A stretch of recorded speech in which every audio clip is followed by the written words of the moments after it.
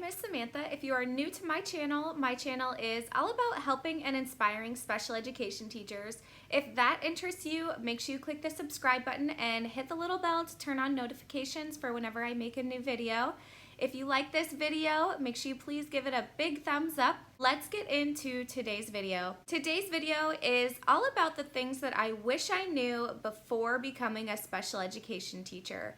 If you are interested in that, please keep watching. The first thing that I wish I knew before becoming a special education teacher, or I guess it's the thing I wish I would have done, I wish I would have researched a little bit more into the differences between the different special ed degrees you can get. So where I went to school, you could become an LD, BD, or ID teacher, and I did make a YouTube video all about that. So if you are like, which degree should I get? Then you should totally go watch that other YouTube video. Luckily, I chose the intellectual disability degree, and I'm happy with my choice, but I still feel like I just was never really educated on the differences, which might be common sense to you, but I guess it wasn't to me. So if you are an aspiring special education teacher, make sure you go research the differences between those types of teachers. Something else that I really wish I knew or fully understood was how completely different every single school is. Some schools have really awesome special ed programs where some don't even have special ed programs. And you as the teacher basically are the special ed program. So make sure you're picky on what job you pick, because I really do think that the environment that you're thrown into for your first teaching job, it's really gonna make or break if you enjoy teaching special education. I'm really fortunate that my first job was awesome. It was the best special ed program I had ever seen. All of the staff and teachers, principals, everybody were super supportive of students in special education. So be picky on the job that you accept. I understand though, if you are coming right out of college, you kind of get whatever job you get. But just keep in mind, if you end up not liking your job, there are other schools out there that you might have a completely different experience teaching special ed in. So if you don't like your job, get a different one, because you need to enjoy what you're teaching. This thing was really difficult for me, and I didn't really understand that this was even a part of being a special ed teacher. Nobody told me in college. So managing paras can be very, very difficult. You think your job as a special ed teacher is to just teach students with disabilities, but truly I felt like one of the main parts of my job as a special ed teacher was being a manager to all of these different paras. Being a special ed teacher literally kind of makes you the boss. If you're just an elementary teacher, you might not be the boss of other people, but as a special ed teacher, you are the boss of all of these different paras. So you do need to be prepared for that. And at first, I just wasn't prepared for this at all. I felt like I was too nice to my paras and kind of let them get away with things. But I quickly learned that you can't do that. You are their boss, and they need to know your expectations, and you need to be very clear with them. Sometimes it's hard managing paras because you might be a first-year teacher, and some of these paras have worked there for 25 years, so they might think that they run the show. But from the very beginning, it's important that you make it clear that you are the boss, and the classroom will be run the way that you see fit. Maybe someday I'll make a whole video on managing paras, because that is something that I hear a lot from other special ed teachers that they were not prepared for. Another thing that I really wish I would have learned before becoming a special ed teacher was to not reinvent the wheel.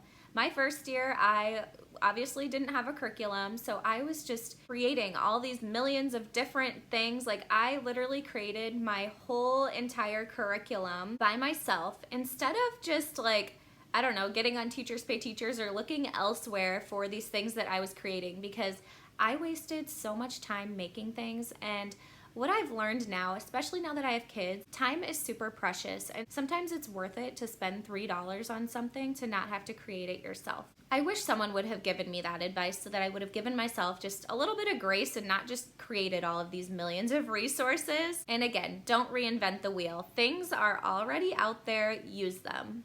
The next thing that I want to talk about is managing a work-life balance.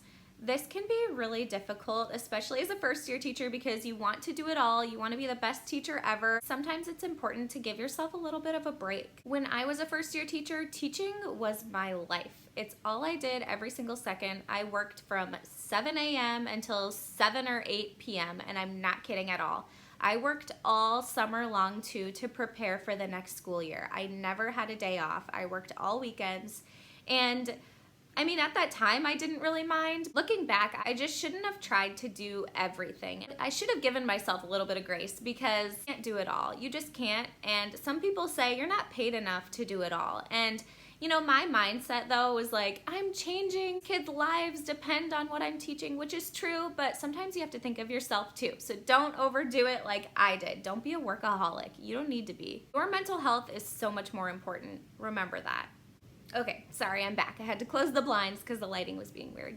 Anyways, the other thing that nobody really told me that I was kind of shocked by when I became a teacher, a special ed teacher, was that you will be managing students' behaviors all day long, pretty much, and every day. That's something that I didn't really realize was a big difference between gen ed and special ed was the behaviors. And I don't know why I didn't realize that, but I didn't. A lot of times students in special education, they might have behavior plans. Managing behaviors can be super difficult, so that's why it's super important from day one you have a classroom management plan or a system in place. I also made another YouTube video about classroom stores that I definitely recommend implementing on day one. You can watch that video if you need a classroom management plan. You have to be consistent. You will be managing behaviors all day. You might not be prepared, but you will learn as you go. In my special education life skills Facebook group, I asked people what was something that they wish that they would have known before becoming a special ed teacher. And the number one thing that came up was paperwork. And this was on my list too.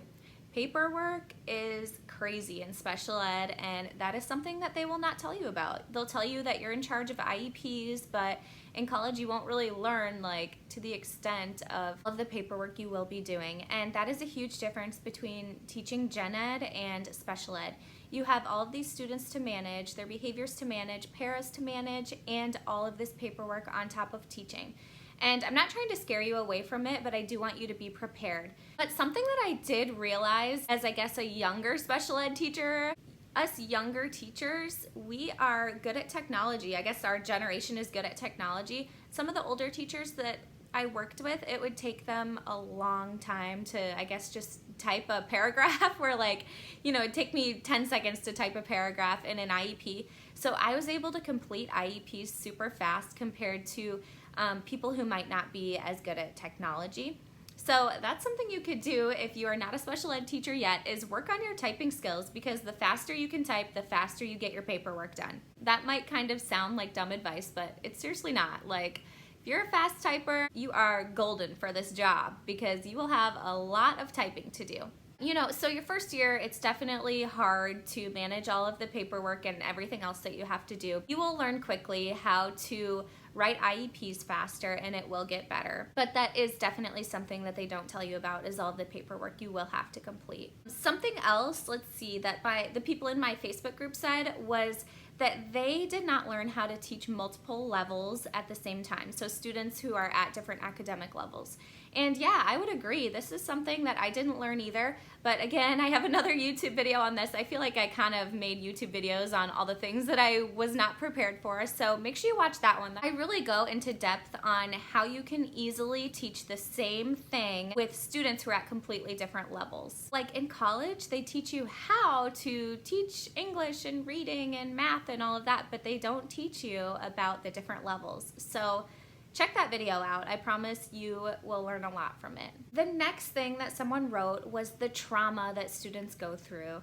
That is something that you just don't learn in college, you just can't be prepared for all of the trauma that your students are going to go through. It is absolutely heartbreaking, but you also get to help those students through those hard times, which is literally the best feeling in the whole world and something that you won't forget for the rest of your lives. Someone else wrote in my group how hard this career can be. Some days suck, but the good definitely outweighs the bad. That is some good advice. you're definitely gonna have hard days, like really hard days where you will come home crying, or you'll be at school teaching and you just have to run to the bathroom because you're crying because how overwhelmed you are, or because a student made you feel bad or whatever, but the good days will outweigh the bad. The next thing someone wrote is IEP writing is very hard, but it gets easier to learn. Yep, I agree with that. Then another person wrote, teaching in general is hard, but it gets easier each year. And I would totally agree with that too. My first year was really hard. Second year was kind of hard too, but I actually knew what I was doing coming in. And then third year was a breeze. Super, super easy. I knew exactly what I was doing. I also got better at managing paras and students' behaviors, and I definitely got really good at IEP meetings and writing IEPs also. I hope you enjoyed this video and learned something new today. If you have any questions or need help with anything, please comment below or message me on Instagram. I'm on there under ActiviTeach. I love helping you guys. That is why I make these videos. Please make sure you click the subscribe button here and give this video a thumbs up if it helped you. Also, you can join my Facebook groups. I have a bunch of special ed Facebook groups, and that is where I really help people and where you can get support, especially as a first year teacher. I do have a whole Facebook group. It's called New First Year Special Education Teachers. Again, that's all linked down below in the description of this video. And I hope you guys have a great week. Happy teaching, guys.